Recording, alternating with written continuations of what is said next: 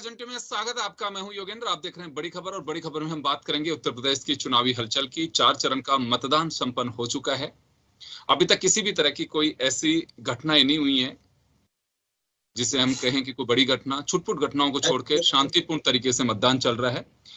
BJP, Congress, Samajwadi party गठबंधन सहित कई दल हैं जो अपना भाग्य आजमा रहे हैं। अब 3 चरण शेष हैं जिनके लिए चुनाव प्रचार परवान चढ़ा हुआ है और हर पार्टी का अपना दावा है। त्रिपाठी जी आप ऑन एयर हैं, प्लीज। आप त्रिपाठी जी आप ऑन एयर हैं, आप किसी से बात मत करिए अभी। त्यागी जी, केसी जैन साहब आपके पास आना चाहूंगा मैं। 4 चरण का मतदान हो चुका है और काफी महत्वपूर्ण मतदान है। लेकिन वोटिंग परसेंटेज की अगर हम बात करें तो हर राजनीतिक दल का अपना दावा है। वोटिंग परसेंटेज पिछली बार की तरह नहीं है। कहीं पे किसी चरण में 2%, किसी में 4% मतदान कम हुआ है। इस मतदान की कमी को किस तरह से देखा जाए? देखिए योगेंद्र जी, पहली बात तो ये है कि अगर मतदान कम हुआ है तो कहीं ना कहीं जागरूकता की कमी रही है। और लेकिन लखनऊ का जो मतदान रहा है, पिछली बार से पूरे लखनऊ का मतदान लगभग 1% एक्स्ट्रा रहा, इस बार ज्यादा रहा है। और कई जगहों पे 1%, 2% मतदान कम हुआ है। और हमें लगता है कि ये जो मतदान कम हुआ है इसका असर लगभग हर एक पार्टी के ऊपर पड़ेगा, क्योंकि मतदान कम या ज्यादा जब होता है तो देखिए हर पार्टी के सपोर्टर है, हर पार्टी के वोटर है। लेकिन भारतीय जनता पार्टी को कहीं पे भी नुकसान नहीं हो रहा है। हम लोग जिस प्रकार से वोटिंग की जागरूकता कार्यक्रम में जुटे हुए थे, लगे हुए थे, लखनऊ में भी हम लोगों ने किया, आसपास के और कई जिलों में जाकर के हम लोगों ने जनसंपर्क भी किया और वोटिंग के लिए प्रयास भी किया। तो ऐसे में जो संघ है, संघ ने तो पूरा अभियान चलाया वोटिंग के लिए। उसमें बिना किसी पार्टी के का नाम लिए संघ ने भी अपना पूरा अभियान चलाया कि आप वोट ज्यादा से ज्यादा करिए, आपका अधिकार है, आप किसी पार्टी को वोट दीजिए, राष्ट्र हित में वोट दीजिए, लेकिन आप वोट डालने जरूर जाइए। तो कुल मिलाकर के भारतीय जनता पार्टी का जो वोटर है, हमें लगता है योगेंद्र जी वो निकला है और वो वोट डालने गया है। लेकिन जो लोग एक तरीके से जो लोग नोटा दबाने के लिए, पिछली बार आप देखिए काफी कुछ वोटर ऐसे थे जिन्होंने नोटा को दबाया था। ऐसे में जो लोग किसी को वोट नहीं देना चाहते, हमें लगता है इस बार आप देखिए कि नोटा का परसेंटेज बहुत कम आएगा पिछली बार की अपेक्षा। तो वो वोटर सीधे सीधे वोट डालने नहीं गया। वो जो वोटर नोटा को दबा रहा था वो वोटर वोट डालने नहीं गया। लेकिन अगर नोटा दबाते हैं तो नोटा हमें लगता है कहीं ना कहीं जितने भी जनप्रतिनिधि हैं उनके विरोध का वोट माना जाएगा अगर नोटा बटन दबता है तो। जी जैन साहब, वापस आ रहा हूँ के पास में। मैं वापस लौट रहा हूँ आपके पास में। आपका सीधा मानना है कि सभी राजनीतिक दलों पर कम वोटिंग परसेंट का असर हो सकता है, बीजेपी को बहुत ज्यादा खतरा नहीं है। चलिए संदीप त्रिपाठी जी के पास में जाना चाहूंगा। संदीप जी, कम वोटिंग का असर कहीं किसी पार्टी को ज्यादा प्रभावित कर सकता है? देखिए बिल्कुल। और जिस प्रकार से 2017 में एक बहुत बड़ी बातें हुई थी हमारे उत्तर प्रदेश में, और उससे एक जनता में जो उत्साह था, तो इन्होंने जनता को निराश किया। इन्होंने भी कहा कि हमने प्रोत्साहन के लिए बहुत सारे कार्यक्रम चलाए। इनके मातृ संस्था आरएसएस ने भी जो है बहुत कार्यक्रम किए, और ये इतना कार्यक्रम किए कि वोटिंग परसेंटेज गिर गया। तो इसी से आप समझिए कि कितनी जागरूकता ये फैला पाए और कितना ये पहुंच पाए। और इसी तरह जिस तरीके से इनकी जागरूक करने का कार्यक्रम जनता के बीच में नहीं पहुंच पाया, उसी तरह इनका विकास नहीं पहुंच पाया। हाँ, साण जरूर उत्तर प्रदेश में पहुंच गए हैं, उसका जो है फायदा बिल्कुल इनको मिलने वाला है, और ये उत्तर प्रदेश से जाने वाले हैं। अभी बात हमारे मित्र कह रहे थे कि नोटा, अरे भैया कैसे आपको पता कि नोटा वाले नहीं गए हैं और बाकी आपके सपोर्टर गए हैं, बाकी और पार्टी के लोग नहीं गए हैं? आप देखिए जिस प्रकार से विपक्ष के कार्यक्रमों में, चाहे वो प्रियंका गांधी का कार्यक्रम हो, चाहे अखिलेश जी का हो, किसी भी कार्यक्रम में देखिए, आज मोदी जी अमेठी में थे, कुर्सियां खाली थी। और आप देख लीजिए वहीं पर बगल के जिले में अखिलेश यादव आए थे, जगह नहीं थी। प्रियंका जी का कार्यक्रम जहाँ, जगह नहीं है। तो इनसे विकल्प जनता तलाश रही है। हाँ, ये किस तरफ जाएगा, इनके विरोध का मत किस तरफ जाएगा, इस बात को लेकर मैं आश्वस्त हूं। न इनकी तरह मैं ईवीएम में झांक कर देख सकता हूं कि नोटा वाले गए कि नहीं गए। ये क्षमता भाजपा वालों के पास है और ये इन्हीं के पास रहे तो बेहतर है। हम लोकतंत्र वाले हैं, हमको ये हम जो है डिसीजन का इंतजार 10 तारीख को करेंगे। लेकिन हम ये जानते हैं कि उत्तर प्रदेश में इनकी विदाई तय है, इसलिए कि जनता, आप चाहे बेरोजगारी का मुद्दा देख लीजिए, चाहे जो है इनके महंगाई का मुद्दा देख लीजिए, डीजल पेट्रोल का मुद्दा देख लीजिए, जो इन्होंने कहा था, इनके वादे थोड़ा सा 2017 के मैनिफेस्टो की बात कर लेते हैं। इन्होंने कहा था 15,000 आदर्श विद्यालय बनाएंगे, आप बताइए कितने बनवाए? आपने कहा था एक विश्वविद्यालय बनाएंगे। मैं इनको चैलेंज करता हूं कि आप उत्तर प्रदेश में आप एक विश्वविद्यालय का नाम बताइए जिसका आपने शिलान्यास किया और लोकार्पण कर दिया हो। 100 बेड के ऊपर के बेड का एक हॉस्पिटल का नाम बताइए जिसका आपने शिलान्यास किया हो, लोकार्पण कर दिया हो। आपने रोजगार के नाम पे आपने ठगा, 80 लाख रोजगार देने का वादा किया था, क्या हुआ? आपने एक संस्कृत विश्वविद्यालय बनाने की बात कही थी, उसका क्या हुआ? संस्कृत कॉलेज स्थापना की बात कही थी, उसका क्या हुआ? आपने जो है कितने वादे आप बताइए, मोदी जी के वादे आप देख लीजिए, 100 स्मार्ट सिटी कहाँ चला गया, आदर्श गांव कहाँ चला गया, बुलेट ट्रेन कहाँ चली गई? ये झूठे सपने दिखाकर जो दिखाए थे उस नाम पर जनता में उत्साह था, वो आज इनके जो मतदाता थे उनमें उत्साह के नाते उस समय परसेंटेज बढ़ा था। आज वो घर बेचारे बैठ गए, बिल्कुल आप सही कह रहे हैं, वो लोग घर बैठ गए और इसका नुकसान भाजपा को मिलने वाला है, ये समझ गए। और इनका देखिए पार्टी, तो आपकी नजर में त्रिपाठी जी, आपकी नजर में लगता है कि कम वोटिंग का सीधा असर भारतीय जनता पार्टी पे पड़ने वाला है? क्योंकि चारों चरण की अगर हम बात करें, मैं ये नहीं कह सकता है कि उत्साहित नहीं मतदाता, उत्साहित हमेशा होता है अपने मत को लेकर के। जो नहीं डालना चाहते उनकी इच्छा है, क्योंकि वो दबाव नहीं है, लेकिन कोशिश की जानी चाहिए कि लोकतंत्र की मजबूती के लिए आपका मत बहुत जरूरी है। चले, अरुण मिश्रा जी जुड़ गए हमारे साथ में। अरुण जी, अपने अपने दावे हैं, केसी जैन साहब कह रहे हैं कि भाजपा को बड़ा फायदा होगा कम वोटिंग से भी, क्योंकि उनके वोट पड़े हैं, दूसरे राजनीतिक दलों में लोगों की दिलचस्पी नहीं रही है।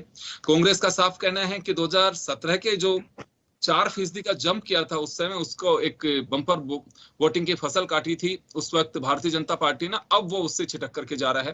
कोई असर होगा इसका? क्योंकि मैं ये सवाल इस वजह से उत्तर प्रदेश के परिप्रेक्ष्य में कर रहा हूं, पहले मैं ये नजरिया देख चुका हूं, कम वोटिंग के चलते वापस सत्ता भी रिपीट हुई है और ज्यादा वोटिंग के चलते भी सत्ता की रवानगी हो गई है। निश्चित तौर पर जो चुनाव का खास करके वोटिंग का जो पूर्वानुमान लगाया जाता है उसमें ये दृष्टिकोण जरूर रहता है कि ज्यादा वोटिंग एक उत्साह को प्रदर्शित करता है। उसको अगर आप सत्ता पक्ष के नजरिए से देखें तो उत्साह मानते हैं सत्ता पक्ष। प्रतिपक्ष जो होता है वो ये सोचता है कि सत्ता के खिलाफ एक ध्रुवीकरण हो रहा है, सत्ता के खिलाफ एक मतानुकरण हो रहा है, तो उसकी वजह से ये मत प्रतिशत बढ़ा हुआ है।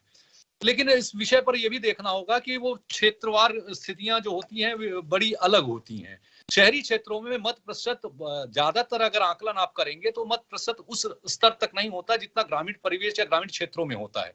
और खास करके कभी कभी एक स्थिति ये भी देखने को आती है कि कुछ विषय वस्तु या क्षेत्र विशेष में जो मतों का सबसे ज्यादा प्रतिशत बढ़ने का की वजह होती है, वो वहां के कुछ मुद्दे होते हैं, कुछ इश्यू होते हैं जो तात्कालिक तौर पे बड़ा असर करते हैं, लोग एग्रेसिव वोटिंग करने लगते हैं। तो ये अनुमान लगाना कि सिर्फ वोटों के प्रतिशत बढ़ने या घटने की वजह से सत्ता का बदलाव आ रहा है या सत्ता की पुनरावृत्ति हो रही है, ये मेरे ख्याल से अतिशयोक्ति होगी। ये पूर्व से अनुमान लगाना बड़ा मुश्किल है। जो आम जनमानस है वो निश्चित तौर पर इस बात को विशेष तौर पर ख्याल रखता है।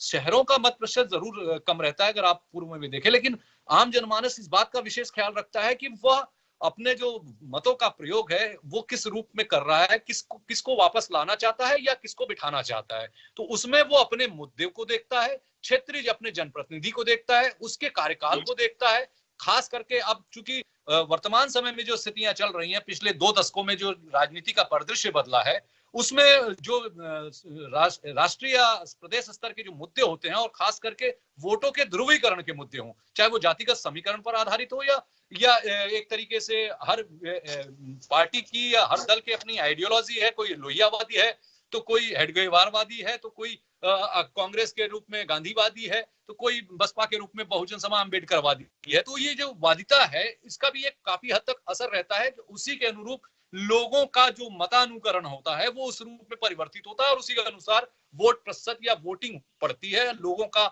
एक तरीके से देखा जाए कि लोग अपने अपने सोच के अनुरूप या अपने अपने विचारधारा के अनुरूप भी चुनाव करते हैं। और विकास को देखने की बात हो जहां तक और मुद्दों की बात देखने को, तो दोनों में की स्थितियां समान स्वरूप में चलती हैं, क्योंकि विकास के स्वरूप को भी देखा जाता है। लेकिन अमूमन देखने में ये आया है कि जो सत्ता परिवर्तन होता है वो विकास के अनुरूप कहीं ज्यादा न होकर के वो तात्कालिक मुद्दों को लेकर के होता है, चीजों को लेकर के होता है, अपने अपने विचारधाराओं को लेकर के होता है। जी योगेन जी। जी निश्चित रूप से, बिल्कुल हर राजनीतिक दल का अपना एक दावा होता है। जी जैन साहब कुछ कहना चाह रहे हैं, थोड़ा शॉर्ट में कहिएगा, समय का अभाव है। बिल्कुल बिल्कुल। देखिए योगेन जी, अभी आदरणीय अरुण मिश्रा जी ने जो बात कही, हमें लगता है वही चीज हमने कही थी कि लगभग इसका असर हर एक राजनीतिक दल पे पड़ेगा, वोट परसेंटेज जो कम हुआ है। दूसरी बात यह, अभी हमारे कांग्रेस के साथी ने आरोप लगाया कि आपकी जागरूकता की वजह से वोटिंग परसेंटेज कम हुआ, आपने ऐसी जागरूकता फैलाई संघ के लोगों ने, भाजपा के लोगों ने।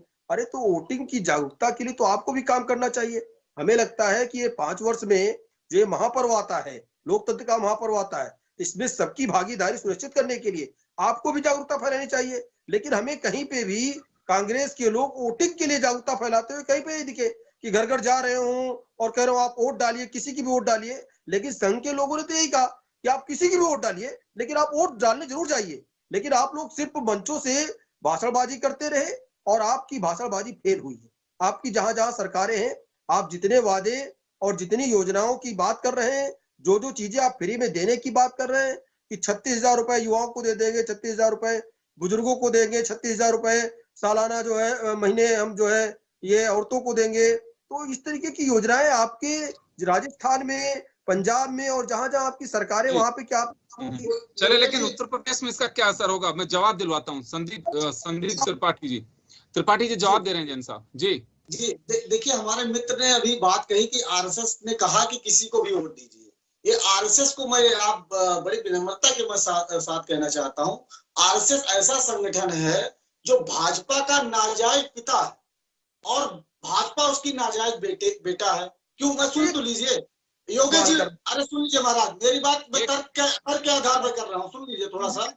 ये भाजपा दे रहे हैं, नहीं सुन तो लीजिए, अरे सुन तो लीजिए महाराज, अरे सुनेंगे, थोड़ा पेशेंस रखिए। मेरी बात गलत होगी तो मैं माफी मांगने वाला व्यक्ति हूँ, मैं गांधीवादी व्यक्ति हूँ। तो अगर सुन तो लीजिए, मेरी बात तो सुनेंगे, इतनी क्षमता तो रखिए। योगेश जी कृपया इनको शांत कराइए, मैं अपनी बात रखना चाहता हूँ। नहीं लेकिन अब सर मैं ये चाहूंगा त्रिपाठी जी, हर पैनलिस्ट से हम गुजारिश करेंगे संयमित भाषा का प्रयोग करें। जी योगेश जी, नाजायज शब्द जो है असंसदीय है ना असंवैधानिक है, दोनों ऐसा नहीं है।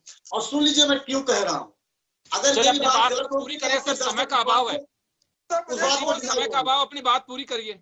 भाजपा के लोग ये कहते हैं कि हमारा जो है आरएसएस से कोई संबंध नहीं है, लेकिन जब हमारे मोदी जी अपने साल भर का ब्यौरा जाकर आरएसएस के जो है नेताओं को देते हैं, तब ये संबंध समझ में आता है। और भाजपा कहती है कि आरएसएस कहती है कि भाजपा से हमारा संबंध नहीं है, लेकिन ये वोट उनके लिए मांगेंगे, सर्वे उनके लिए करेंगे। यहाँ तक कि जो विधायक चुनाव लड़ता है, उस कार्यालय की ड्यूटी भी अगर कोई कर रहा है, पूरे उत्तर प्रदेश में जाकर देख लीजिए, चाहूंगा वक्त कम है, मैं माफी चाहूंगा, रोकना चाहूंगा तमाम अतिथियों को। तो चलिए, उत्तर प्रदेश में 5वें चरण के लिए मतदान 27 तारीख को होगा और उसके लिए तमाम राजनीतिक दलों ने अपनी ओर से तैयारी कर ली है। ताबड़तोड़ सभाएं चल रही हैं, क्योंकि कोई कोर कसर छोड़ना नहीं चाहता। उत्तर प्रदेश बहुत जरूरी है बीजेपी के लिए भी और दूसरी पार्टियों के लिए भी। यूं तो कहें तो 5 राज्यों में विधानसभा चुनाव हो रहे हैं, 4 में मतदान हो चुका है, ये 5वां जो राज्य होगा जिसके लिए मतदान जारी है अभी। लेकिन जरूरी इस लिहाज से है कि ये कहा जाता है कि केंद्र में सत्ता पानी है तो उत्तर प्रदेश को फतह करना बहुत जरूरी है। ये कोई युद्ध की तरह फतह करना नहीं है, लेकिन लोकतंत्र में आपको जनता के मत से जीत करके फतह करना वो आपके लिए बहुत जरूरी है। तो चले, हम आपसे सभी से कहेंगे कि वोट जरूर डालिए जब भी आपका नंबर आए। बहुत बहुत शुक्रिया आप तमाम अतिथियों का। बड़ी खबर में इतना ही, दीजिए इजाजत, नमस्कार।